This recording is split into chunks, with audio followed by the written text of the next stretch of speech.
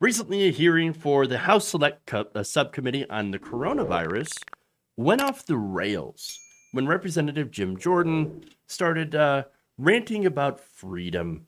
In fact, let's take a look. Well, in your written statement, you say, now is not the time to pull back on masking, physical distancing, and avoiding congregate settings. When is the time? When do Americans get their freedom back?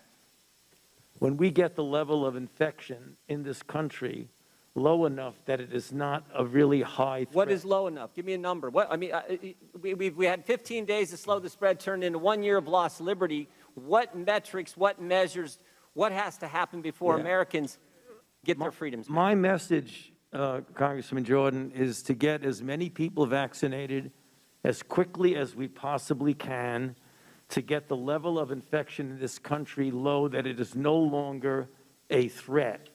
That is when. And I believe when that happens, you will see. What determines when? I'm sorry. What measure?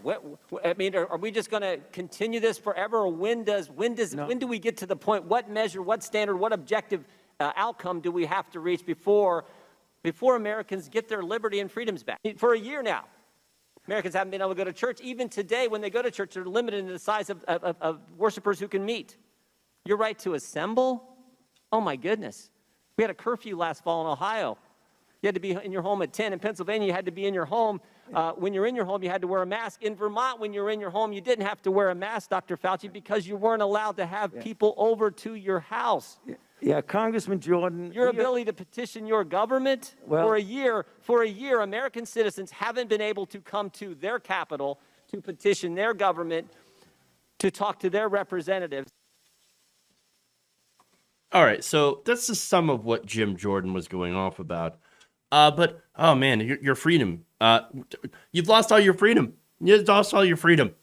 Really? That's a pretty privileged position to hold. To think that your freedom is impacted because you've been asked to wear a mask in public. It really hasn't. It's kind of like being told to wear pants in public, honestly. Or washing your hands while working at a restaurant. You kind of are supposed to do that because it's a public health risk. Just saying. Maybe Jim Jordan thinks that it's an assault on his freedom that he can't rip off his pants in the middle of the street or in the Senate chamber and just have his whatever flopping around. Or maybe this is all performative bullshit. I don't know. I mean, here's the thing. Has your First Amendment been impacted because there are less people in the churches? Not necessarily. I mean, you could still worship whatever God you believe. There's not people that are knocking on your door and say, you can't worship God. No, you could do so. You could do so in the safety of your home. It's a health risk for people to gather. You're not stopping people from practicing religion. You're stopping people from spreading a deadly virus. And so that's the problem here. And again, you can gather also with other vaccinated people at your own house in small groups, and that's totally fine. I've not seen one instance of somebody being arrested for not wearing a mask or gathering in one place without social distancing. It's true. The only people that are really suffering harm here are small business owners.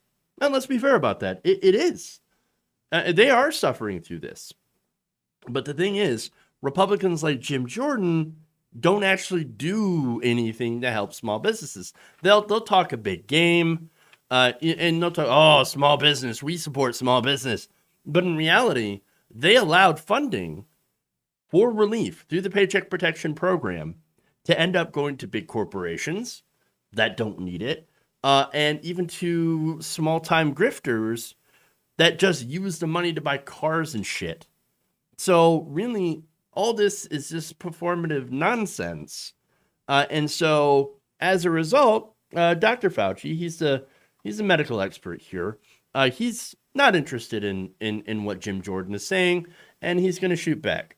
I think you're making this a personal thing, and it isn't. It's not a personal thing. No, you are. That is exactly what you're doing. No, your recommendations carry a lot of weight, Dr. Fauci. We just had the chair of the Financial Services Committee said she loves you and you're the greatest thing in the world. My recommendations are consistent. Will the gentleman yield? No, it's my Now, time. could I answer the question, please? My recommendations are not a personal recommendation. It's based on the CDC guidance, which is And I'm asking a question, underscored. what measures have to be attained before Americans get their First Amendment liberties back? I just told you that. No, you haven't given anything specific. You said, we hope when this tell me specifically. Right now, we have about 60,000 infections a day, which is a very large risk for a surge. We're not talking about liberties. We're talking about a pandemic that has killed 560,000 Americans. All right, so here's the thing. What they're trying to do right there, when he's trying to make this about Fauci, because throughout the whole rant, he's like, Fauci, tell me the answer. Tell me the answer, Fauci. What's the number? What's the number? You tell me, right? You tell the American people why you're taking their liberty away. And so here's the thing. Right? Like the Republicans, Jim Jordan wants to make this into a cult thing. Okay? Wants to make this into, they only follow Fauci because he's Fauci. You know, it's that they're not actually following the facts. They're just following Fauci because of Fauci. But here's the thing. It's not about him. It's about the data. It's about the facts. But yes, people like Anthony Fauci are trusted more than someone like Donald Trump, for example, when it comes to COVID. It's because Fauci is an infectious disease expert and Donald Trump is a reality show clown that tells you to inject disinfectant. I'm just saying. Fauci, what he does is report what we currently know about the science. He is not always right. And understand that is an important thing to note, is that he's not always right. Because guess what? The science changes based on observations and testing. And so that's why conservatives hate science. They cannot accept that we do not know everything 100% of the time. Their fearful little brains cannot, what they do is they crave certainty, okay? And the desire to be 100% right 100% of the time. And that is not something that can be attained by science, because science, what it really is a process. Science is a process of getting to an answer that most of us, virtually all of us, can agree with on how something is supposed to work, what we see. And that's, again, sometimes, depending on how we look at things, certain fundamental things can change, or we can change our understanding of certain things so that we understand the universe, the world around us, a little bit better than we did before. And that's the thing. But there are people that say, no, I don't like that because that makes me afraid. I get scary. I get scared. This whole thing is scary, not knowing things. So I'm going to explain it as God did it or whatever. But science says, well, we don't understand what happened, what did it. Let's investigate. Let's ask questions. And that's not to say that you can't believe in God and also do science at the same time. But there are a lot of people who just take one and not the other. And the ones that take God did it only, those are the ones that are really the problem. Okay. And because they're the ones who kind of get us stuck in the rut. And so, the I don't know the answer and I don't really care because I don't want to look stupid in front of other people and lose my authority over others. It's that mindset that gets us really stuck and actually ends up hurting people in the long run. And right now, the people that are pushing that the most are the Republican Party. And that's why they downplay the science and attack scientists. They attack experts. They delegitimize learning and institutions of learning, because they don't, want to show that they at some points were wrong, because that ends up delegitimizing them in the eyes of their followers. And so they also hate Fauci with a burning passion because he is everything that they believe is wrong with America. This is a man who is educated. They don't like people who are educated, telling them what they can and cannot do. So you can't do certain things, at least temporarily, because, again, the science, the evidence shows that those things might be dangerous as far as we can tell. So maybe we shouldn't do them and see what happens. Okay. And then more importantly, though, he also tells them that there are certain things that might be uncomfortable for them to do, that they should do so to protect other people. And that is the problem. That's what they cannot fucking stand. They cannot stand to do something that actually helps people that they may not know. And so it comes down to pure, unmitigated selfishness. And of course, what they're doing is they're focusing this rage on what really is the messenger. The data speaks for itself as it does, what we know so far. That said, so now this attack on Fauci, this unhinged rant by Jim Jordan did not go unanswered by other Congress people. In fact, finally, after a few minutes of nonsensical ranting, James Clyburn and Maxine Waters decided they were going to jump in. Take a look. Where does it get to? When it comes down, what number do we get our liberties back? Tell me the number. Tell me the number. When 90% of the members of Congress get vaccinated. But you're not a doctor, Mr. Clyburn. He is. What is the number? I can't Thank you for recognizing me, Mr. Clyburn. Thank you. Chair now for giving me the recognizes time. for 5 I'd minutes. like my question Ms. answered. Maloney. I don't want. Reclaiming my time. want a Reclaiming que- I my want an time. answer. Order, regular order. No, Just a moment. Mr. Chairman, I don't want you to answer my question. The American people want Dr. Fauci to answer the Well- question. But What does it time have to be? expires, sir.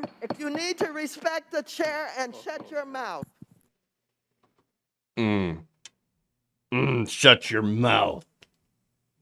She just gave him a tall glass of shut up juice. I love it. This is the correct response. And look, okay, here's one thing I'll give him to. I'll admit, Americans are fucking sick of this pandemic. We all are. Honestly, we got pandemic fatigue. I tell you, I'm tired of wearing a mask. I'm sure a lot of you are as well. And hey, look, we're doing the best that we can, right? And we got to continue doing the best that we can because we're almost near the end of this thing. That doesn't mean, though, since we're close to the end, that it's time to go ham and mask off everywhere. Okay? No, we have to vaccinate everybody, and we have to let the cases die down, and we still have to continue doing what we're doing. But there is an end in sight. We will be able to, at some point soon, be able to go back to some semblance of normal. And it's never going to be normal again. But we can get close to that. But we just got to hold on. But unfortunately, thanks to people like Jim Jordan telling everybody that they're under assault, that their liberties are being taken away, and not, setting a good example for everyone else, we've got people that went to spring break. And shocker, those same people came back with COVID-19. I mean, and unfortunately, they're dying from it. And again, members of the dead and the hospitalized include a lot of young people. In my state alone, of Michigan, there's some stories that top some headlines. One of them was a woman who was 28 years old, got COVID, died. Started out with pneumonia, or she thought she had it. And then, well, she got tested for COVID, and it just got worse from there. And not only that, but again, in my state, and there's a lot of states that are, showing a surge as well. For example, Ohio, which is where Jim Jordan is from, they're seeing a surge as well. But in Michigan, there are stories of people who are 40, 30, 39, 33, 28 years old, this mid-range of people who were supposed to be a lot, and to not die as much from COVID-19 that are dying from COVID-19. And so you've got more virulent strains of this virus that are going around, and you've got young people who are not vaccinated, not immune, but are also still going out and still saying, well, this virus, not a big deal, not a problem. We'll be fine, 99% survival rate. But no, that's not true. The virus is serious, and if it doesn't kill you, it could leave you with lasting things like organ damage, neurological issues, things that could last for the rest of your life. All right. Wear the mask. Wear the mask. All right. It's a minor inconvenience, okay, to wear a mask, and maybe you have to put off your annual Christmas party for another year or uninvite a few people. That is still better than losing those members of your family, because unlike the party, You can't bring dead people back for the next year. Once they're dead, they're dead. And you tell me what's worse, without bringing up these nonsense conspiracy theories. Temporarily worshiping at home, as some people do, as anybody could do at any time, or, having to wear that mask to go out and meet your, some people outside, or go to the grocery store in public, or getting sick yourself, or even worse, giving that to your family members. That's really the choice here. And for me, the choice is simple. I'd rather do what I need to do to protect myself and my family until this thing is over. If you enjoyed this video, please give us a like and share with your friends. You can subscribe and help out the channel by becoming a patron. It's patreon.com/Jeff Waldorf, or you can become a channel member as well by hitting the join button below.